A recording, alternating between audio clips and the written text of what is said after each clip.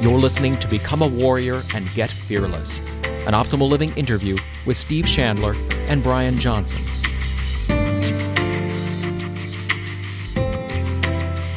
All right, well, I'm so excited to be with Steve Chandler for this chat. He is just extraordinary, one of my favorite teachers. He's one of the few authors for whom I've written 4 notes in my Philosopher's Notes series, and just an extraordinary integration of a lot of my favorite teachers and work. Super fun, funny, practical, and just my kind of teacher. So, Steve, I really appreciate you taking the time, and I'm excited to dive in today. Well, thank you, Brian. I'm really flattered that you have me today. Well, wonderful. Let's jump straight in. And some of the last couple books of yours, Time Warrior and Wealth Warrior, which I loved both of those books. We've got notes on both of them. I want to just start right there. What's it mean to be a warrior? Why are we using warrior in these titles, and what's it mean? And why is that an important part of optimizing our lives? Well, what I had run into with so many of the people I was working with, my clients and groups I was teaching and individual coaching clients, was this kind of passivity that had set in that was covered up by a story of spirituality. In other words, I'm just going to let the universe do this, and I'm going to wait here and let the universe deliver things unto me, as if those things were going to happen without participation. So there was going to be no dancing, no interacting with the universe anymore. It would just be, I will picture things, I will imagine them, I will shift my internal vision, and that ought to be enough. And so this led to people gaining weight and losing money and all kinds of real-world ego problems. And I wanted to do something that overcorrected on the other side. And that's why I chose the word warrior, just to wake people up and to just distinguish what I was teaching from the more passive law of attraction type stuff. I love it, which is one of the reasons why I'm such a huge fan of you and your work and how you articulate this wisdom of, there's a lot more to it than just visualizing and getting that vision board and all that stuff. There's something called hard work and discipline, and the warrior ethic certainly captures that, which leads us to another one of my favorite ideas, and we've shared this, and it's actually one of the most popular big ideas we've shared. The idea that when we look at that phrase from the Bible, I never knew this before you introduced me to the idea, but that idea that the meek shall inherit the earth. Can you tell us about that mistranslation and how it really means something closer to the disciplined shall inherit the earth? Yeah, I mean, when you really get into the real nitpicky kind of etymology of where the original words come from and how they wind up in the King James Version, it really meant something a lot closer to the disciplined shall inherit the earth, which is a completely different meaning. And discipline is a word that usually in our society means a grind or a rigor or forcing myself to do something when I don't want to do. But even that word has a gentle underside to it, and that is it's related to the word disciple. So when I'm disciplined, I become my own disciple, or I become a disciple of something I've chosen to become a disciple of. And that's really the source of discipline, not so much the drill sergeant in an officer and a gentleman, not that picture. Mm-hmm. Yeah, and one of my other favorite teachers, a guy named Michael Beckwith, talks about the fact that when you really engage in it from that place of joy and gratitude, and you do the hard work as well, that discipline turns into blisscipline. And there's a level of joy to it. It's not that harshness. And I love that root of disciple, and just so cool, the difference between the passivity that we were talking about versus the warrior, and the meek versus the disciplined and those who have self-mastery. Such a great concept. And that ties to another one of my favorite ideas of yours is creation versus reaction. You play around, I never noticed that they have the exact same letters in them. And that seems to be a really powerful through line in your work, is moving from reaction to creation. Can you talk about that and why that's so important? Yeah, it is. And, a few years ago I was teaching a course in that distinction. I can live a life of reaction, or I can live a life of creation. And when it was first pointed out to me that the letters in the two words were the same, my first thought was, I'm glad I'm not taking acid at this moment, because I could have been lost in that for about a year. But I think there are two very distinct ways to orient myself. And when I orient myself in the mindset of creation, then I can use whole brain thinking. I can introduce all kinds of energy and innovation into whatever I'm doing and really have a lot of fun and really be at the source of the action. When I'm reacting, on the other hand, then I just wake up and I check in with the news to see what's happening, and I check in with all the people in my life to see how they're treating me and whether they still like me. And my whole world is a series of emotional reactions to other things. And after a while, that gets very depressing and nerve-wracking and not a very good life. If I can remember that I always have a core shift, and that instead of saying, how do I feel about this awful thing, if I ask myself, what do I want to create given that this thing is happening, then all of a sudden I'm back on track and I'm enjoying my life again. So creation is so important. It's really what we were put here to do. It's what kids do very naturally. They're always creating things. They're not self-conscious. You don't have to talk a child into drawing. They don't turn around and say, oh, I can't draw. When you give them crayons and things, they just jump right in. And that's where, when an adult can get back to that, then great things happen. Well, on that theme, one of your books that I, again, just loved, Fearless, and creating the courage to change the things you can. You talk about fear versus courage versus fearlessness. Can you unpack that for us? And I love your distinction around, courage is great, but why don't we move beyond that to a level where we don't even have the fear in the first place? Can you talk about that for us? Yeah, that's really what fearlessness is just an unself-conscious dance with what's going on.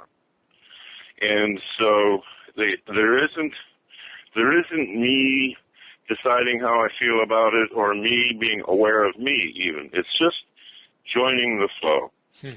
So when you hear about people doing these amazing things like throwing themselves in front of someone else when the bullets are flying, it's when you ask them later, they say, I didn't even think about it, or I didn't even have time to be afraid, or it's what anyone else would do. There's never any real sense that it took courage. And that's the state, that fearless state, is what I'm really interested in cultivating and expanding and getting to when it comes to the things that are important to me. Whereas courage is like, I'm pushing through something that scares me and I don't want to do it, but I'm doing it anyway. And that's admirable, but I want to go further. I want to get beyond even that. I love it. So how do you do that? So if someone has fear around doing something in their life, how do you encourage them to move beyond that fear through courage to a state of fearlessness?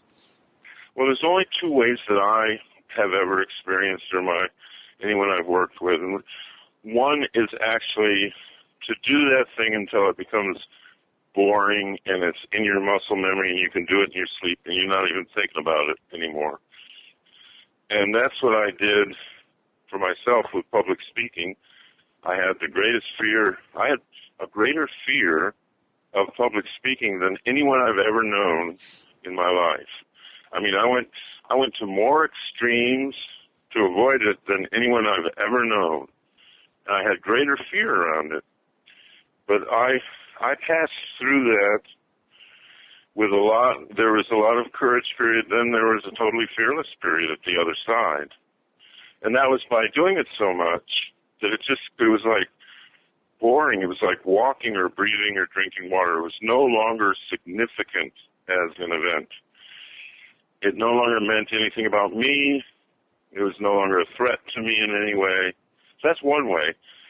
The other way that I've found, and Byron Katie's really helped with this, as well as the Eastern religions, and that is to absolutely challenge and inquire about the thoughts and the beliefs that are producing the fear.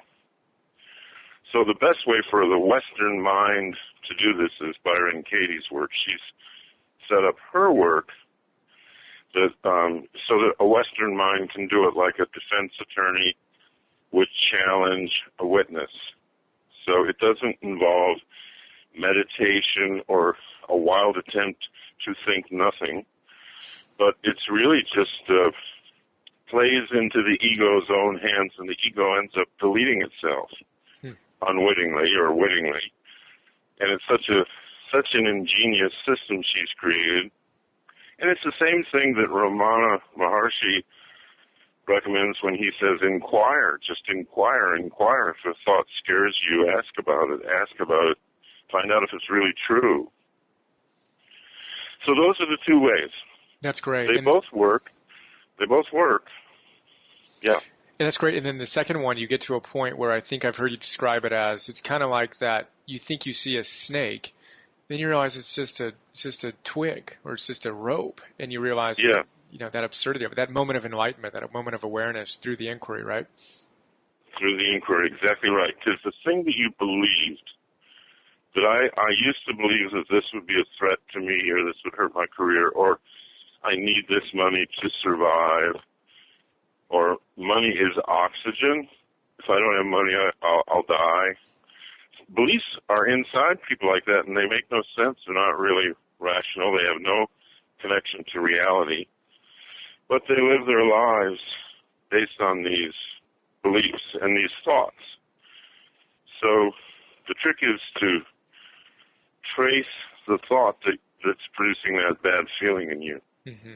Track it down, challenge it, do the work with someone who's good at doing it, or do it by yourself. Yeah, it's fantastic. And you use the metaphor of an attorney, right? Just challenging the thoughts. Exactly. Yeah. That's and then with my clients, when I'm doing coaching, I become the attorney. Because they'll tell me something like, I had a client tell me I never finish anything. So now that's a belief he has, that he never finishes anything. Well, obviously that's not true. And so I began immediately to ask him, are you dressed right now? He was on the phone. Yes. Did you start getting dressed in the morning? He said, yes. And I said, did you finish getting dressed? He said, yes. And we went through about 20 really mundane things. Did you finish high school? Yes. Did you start high school? Yes. Did you finish it? Yes, I did finish high school. After a while, I said, you know what? I can't seem to find anything that you haven't finished. So, yet you've told me that you never finish anything. So either I'm barking up the wrong tree, or you're not telling the truth. So he wasn't telling the truth. There were just a few significant things that he had not finished. But one of the reasons he never finished them was because he walks around thinking, I never finish anything. Mm-hmm. So we have all kinds of beliefs in us like that screw us up and are totally unnecessary to carry around. That's fantastic. It leads us to kind of that action side of things, right? Of what's challenge the beliefs and then what's take effective action. And your emphasis of this throughout your work is something else that really inspires me. And you have a really funny description of how to deal with procrastination. Do the things you're procrastinating on and just taking decisive action and kind of, marrying the change of the beliefs with effective action. Do you want to talk about that a little bit? Well, yeah, so first thing I want to see is procrastination is not necessarily a bad thing. It's a reflection of the rebellious soul that's in me that doesn't just do things because somebody thinks I should. So there's a part of me that's rebellious and beautiful and independent and fears nothing that shows up as procrastination. It's like nothing's going to tell me what to do until I'm ready to do it. That's not a negative part of you that's expressing itself. But we have a belief that all procrastination is bad and it's a reflection of a character defect and all of that. So almost everyone I know thinks they have a problem with procrastination. The first thing I want to show them is you don't have any problem with procrastination. That's something you walk around believing, but you don't. So there's something you're not doing for a very good reason. Let's find the good reason instead of figuring out why you have a problem with procrastination. It's a lot more fascinating for people to collect a bunch of negative psychological defects that they believe they have that have been caused by various genetic and environmental influences that are now dictating present-day behavior. That's what they want to bring to the therapist and to the coach instead of just a spirit of rebellion that's saying, no, I'm not going to do this today. What are you going to do, sue me?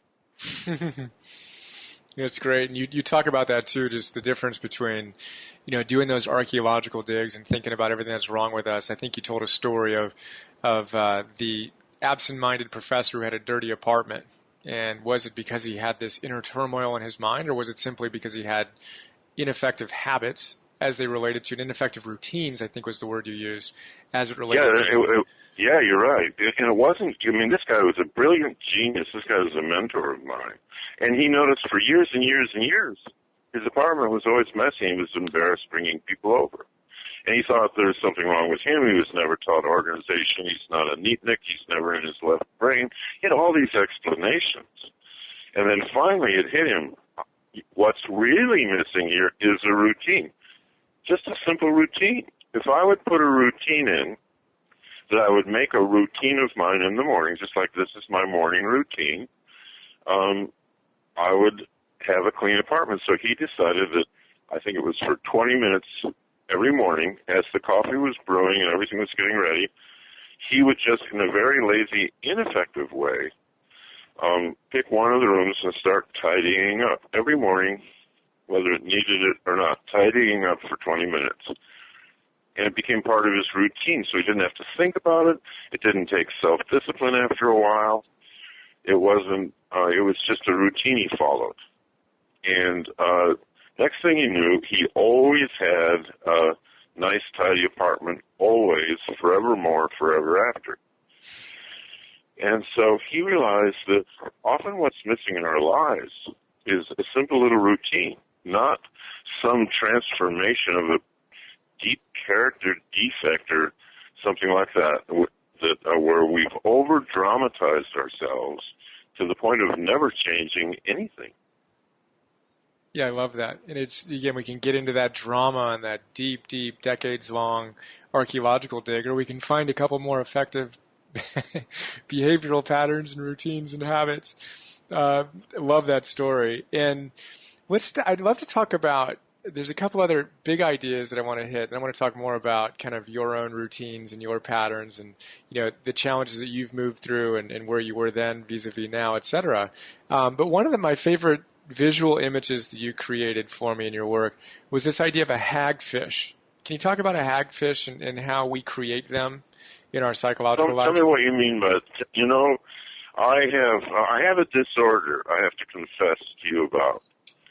And my disorder has me writing books all the time, even after I swear that I'm done writing books. The next thing I know, I've written 2 more this year.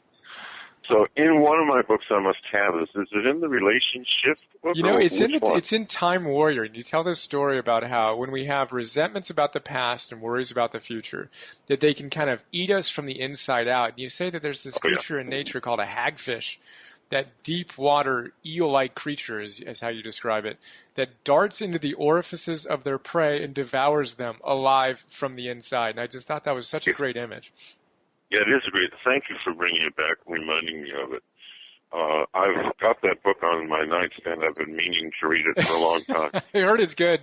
The author is pretty cool. You should check it out. Yeah, thank you. Yeah. So yeah, that's right. That's really it with disorders and things like that. The time warrior, the whole time warrior thing is we attempt to live linearly, like on linear time, where we predict things and it's all one line from birth to death. But the world doesn't really. Time doesn't operate that way. Time is explosive and full of vertical leaps and wild things, and we don't even live as if that's true. And the real way to live is inside the present moment, because inside the present moment we can rise up really high. But living on a linear plane, it's restricted what we can do. So I really highly recommend that whenever I work with a client and they tell me what they want to do in the coming year, that's interesting, and that informs what we're going to do, and that is, how do you create your perfect day? What's your day going to look like? Because that's all I'm interested in is continuously reshaping your 24-hour period, because that's where I want to work.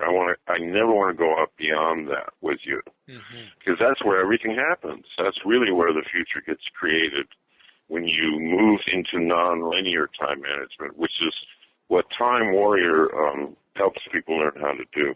Yeah, that's fantastic. That's a core part of my work, influenced by you and some other extraordinary teachers of, Dan Millman describes it as carpe diem is great, seize the day, but the reality is the only thing you can seize is this moment. Carpe punctum, he says. Yeah. So, yeah. And that moment to moment to moment choice is where those growth moments you're describing occur. And I just love that frame of, okay, yeah, it's nice what you want to do this year. It's nice what you want to do this quarter.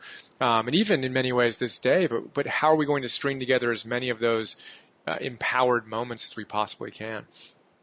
Yeah. Right on. Yep. Well, love that. And then I want to talk a little bit about failure. And, people, when we talk about fear, courage, fearlessness, so much of it comes down to this idea of failure and this paranoid sense of what would happen if we ever fail. You talk about why we need to embrace failure. Can you talk about why that's so important?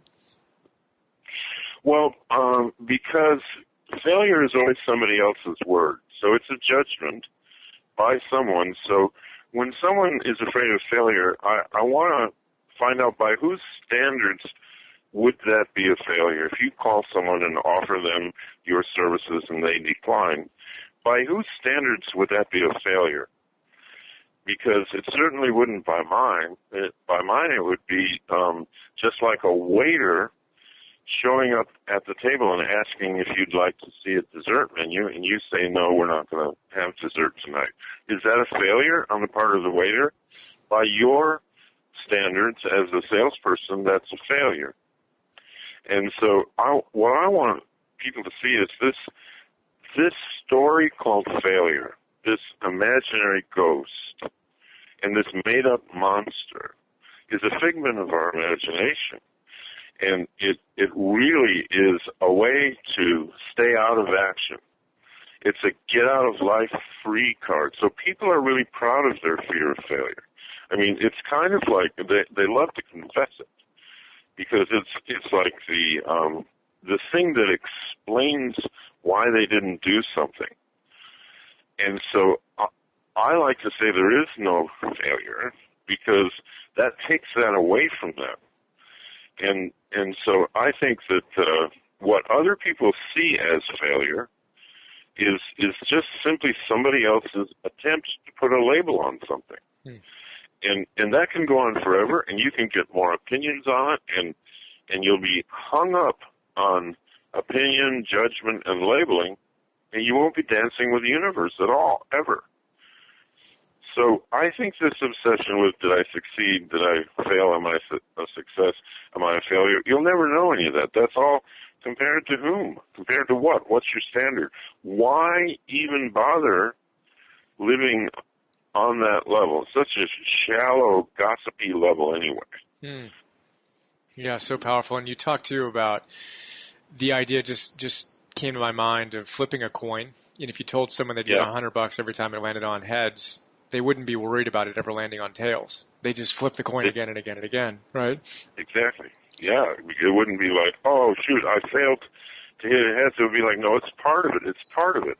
So failure is, if you're going to think in terms of success, you have to fail. It's part of it. Just like if I'm going to flip 100 heads, I have to get tails along with it. It's part of it. You cannot separate it. It goes with it. Alan Watts used to use the word goes with. He'd put those two words together for things like this. And people are always trying, like he said, like on a bar magnet, people are always trying to cut off the north end so there'll only be south. And you can't. Every time you cut some of it off, now you've just got a shorter magnet, but you still have north and south. And the same is true with success and failure. They try to eliminate failure. And every time they try to do that, it just can't happen. It's a fool's effort. I might as well willingly, happily fail in the name of learning something.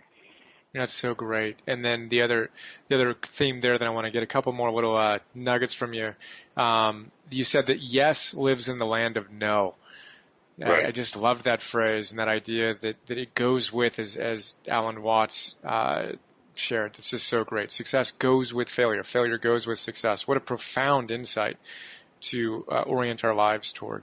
So great. And again, we can talk for, weeks on end about all these ideas, but in the spirit of this more wisdom and less time context, I want to focus on one more idea and then chat a little bit about you. So in your personal story, the focusing on getting versus giving and, the stress that comes when we're always looking for the big get. Can you talk about the importance of orienting ourselves around what we can give? Well, trying to get things, putting things up on my treasure map on the wall and dreaming about them and picturing them and spinning around my bedpost at night like Julie Andrews in my nightgown and singing about the future. This is an attempt to fill something in me that I don't think I already have.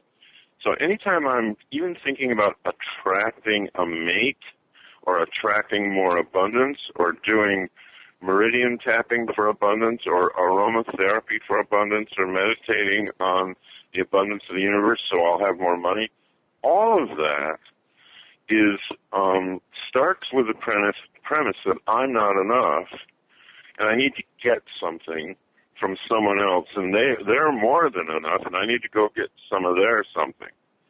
Now, that's a really unhappy life, and that never really works very well because when you have in mind to get something, people see you coming a mile away, and their sales resistance goes up, and you never really make any contact with anybody. If I really got and really understood that I have a lot to give, then I wake up asking myself, who can I serve? And when someone comes into my world, what can I give this person? What can I contribute that would help them? And people who come from that orientation, a life of give versus a life of get, are the people who really don't have problems with money or relationships or things that other people have. Beautiful.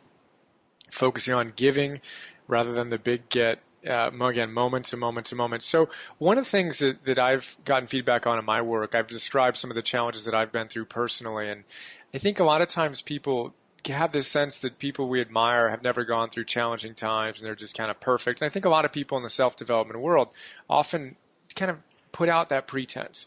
And one of the things I really admire about you is your vulnerability and your just, not even vulnerability, but just your transparency on, look, these are the challenges I've faced and this is what I've kind of worked on and what's working for me now. Can you describe some of that and kind of your process and a little bit on where you've been and obviously these tools have helped you get to where you are. But I think that's really powerful for people to hear that, you didn't come out of the womb and be glowing with the radiant enthusiasm and joy that you experience in your life now. Can you talk about that a little bit? So I came out of the womb and wanted back in. Give me back in there as fast as you can. I had a miserable life. I was miserable from the outside if you were judging it on terms of achievement. I was the worst underachiever. I was and went into all kind. I won't depress your listeners with the whole litany of things. They'll just, question whether life is even worth living after hearing my biography. But I just went through everything: alcoholism, divorce, bankruptcy. Just never wanted to ever work. I never believed I could work, and it was really a lost life. It was really lost, and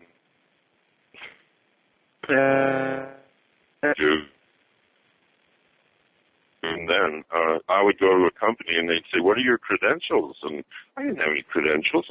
And I would just be honest. Okay, alcoholism, bankruptcy, divorce. I would list all these things, and then they would say, "Well, that's not ideal, but can you help us?" And I trained over 30 Fortune 500 companies, not because of my reputation. It was because I was willing to answer the question, "Can you help us?" That was really, and that's what I found out was all I would ever have to do in life was to be able to answer that question and not have this big resume. And I went to Harvard, and then I was a Rhodes Scholar, and then I became this, and I became that, and then I worked with Gandhi for years, and I became Mother Teresa's personal assistant. And then I began to train. I was a personal trainer of Ken Wilber, and all these people have these lists of things, and it's just there's no need to pump yourself up. All this credibility stuff is nonsense, and the only real question is, can you help?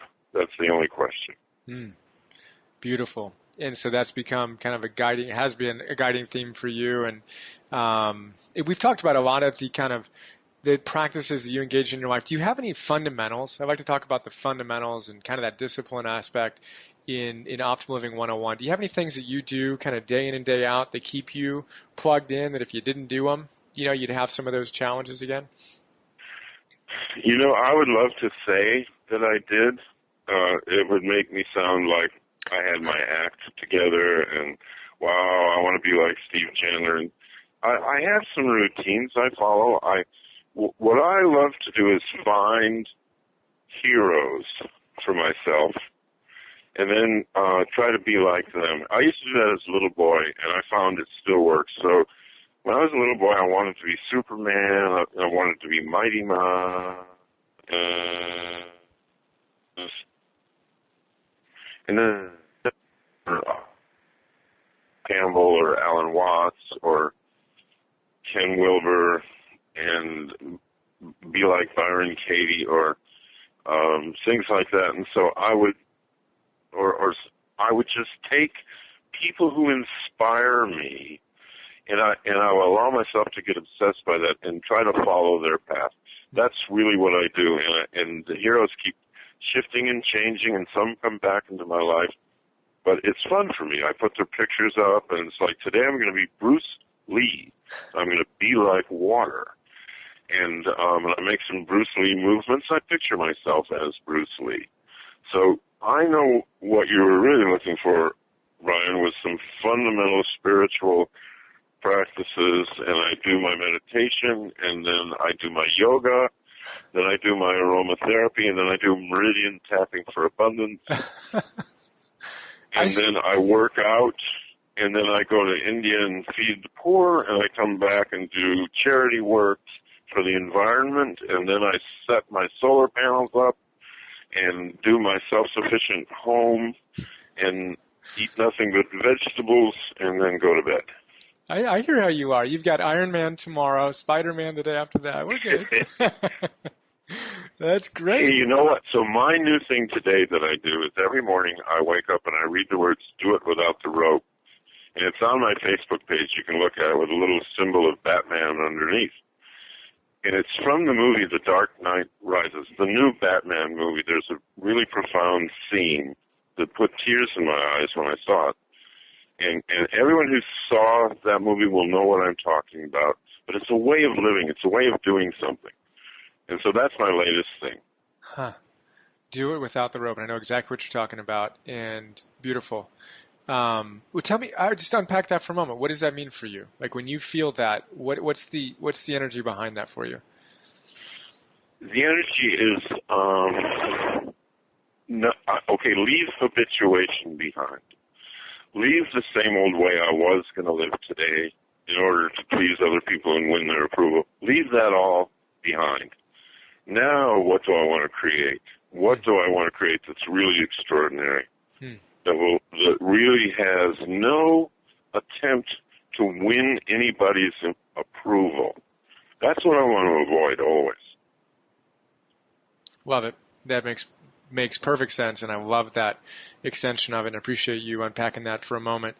Let's wrap it up. What's your, and you might have a playful answer to this as well, which I would love. What would you describe as your number one tip if you had to give someone as they're approaching their life at whatever stage they're at? What's the number one tip you would give for them as they look to optimize their lives?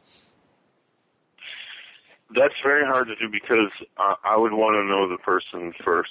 I would want to know what was in the way. So what we would do is get that out of the way so you could express yourself. So find out what's in the way. Find out what you are doing to keep what's missing out of your life. Find that out. And then do what it takes to get that activity or that mindset out so you can express yourself. And that's not a very salient tip, but that's what I would say. That's what I would do. I think it is a salient tip, and I think it's something that we can always look for. What is in the way? How do we get that out of the way and take the next steps in our life? Well, Steve, I really appreciate you taking the time and thrilled to be connected, and thank you for all the work you've done in your life and continue to do. You're welcome, Brian. Thank you. We hope you enjoyed this Optimal Living interview. Please visit brianjohnson.me for more.